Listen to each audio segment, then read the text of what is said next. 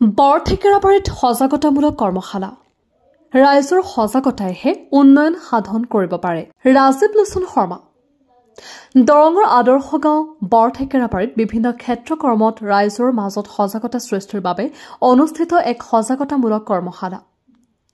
জিলা সমন্বয়ক ৰাজীৱ লোচন শৰ্মাই আঁত আৰু উদ্দেশ্য ব্যাখ্যা কৰা সভাত সমন্বয়গৰাকীয়ে ৰাইজৰ সজাগতাইহে বিভাগৰ কামৰ উন্নয়ন সাধন কৰিব পাৰে বুলি উল্লেখ কৰি ঠায়ে ঠায়ে অনুষ্ঠিত হোৱা এনে সজাগতামূলক কৰ্মশালা সাৰ্থক হোৱা বুলি মন্তব্য কৰে।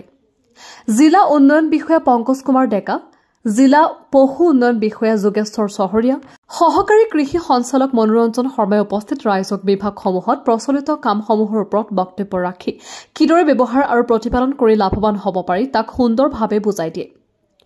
অনুষ্ঠানত কৃষি বিশেষজ্ঞ তাছমিন হুছেইন, ITCৰ প্ৰগ্ৰাম অফিচাৰ অতনু চেটাৰ্জীকে ধৰি বহুকেইটা বিভাগৰ বিষয়াসকল উপস্থিত আছিল। চিপাঝাৰৰ পৰা ইন্দাদুল হকৰ ৰিপৰ্ট, প্ৰতিদিন লাইভ।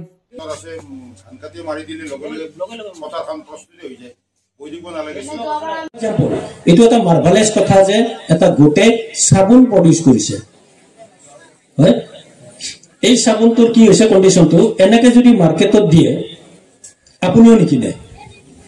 আপুনি তেতিয়া কয় পিয়াৰ ষ্টুডিয়া আমুকটো, এই লাক্স আৰু ইয়াৰ মাজত কি পাৰ্থক্য আছে?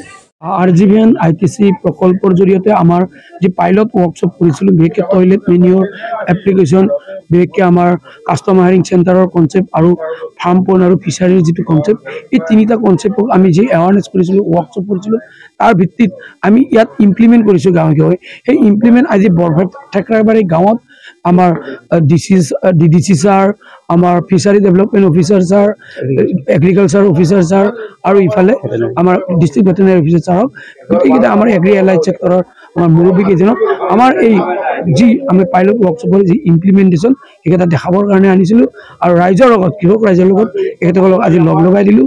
এনেকুৱা হৈছে আৰু এই বিষয়তে আজি আমাৰ এই কৰ্মশালাখন আজি অনুষ্ঠিত হৈছিল।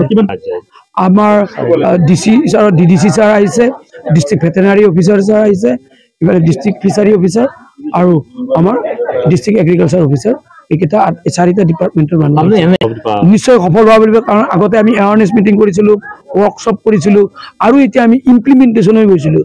বিশেষকৈ টয়লেট মেনিয়ৰ এপ্লিকেশ্যনটো আটাইতকৈ খুব চেলেঞ্জিং আছিলে, কাৰণ মানুহৰ শৌচালয়ৰ মলক আমি জৈৱিক সাৰলৈ পৰিৱৰ্তন কৰি তাক ব্যৱহাৰ, এই বস্তুটো বৰ কঠিন কাম আছিলে গাঁও এলেকাত, কিন্তু তাক আমি আজি কৰি দেখাইছোঁ।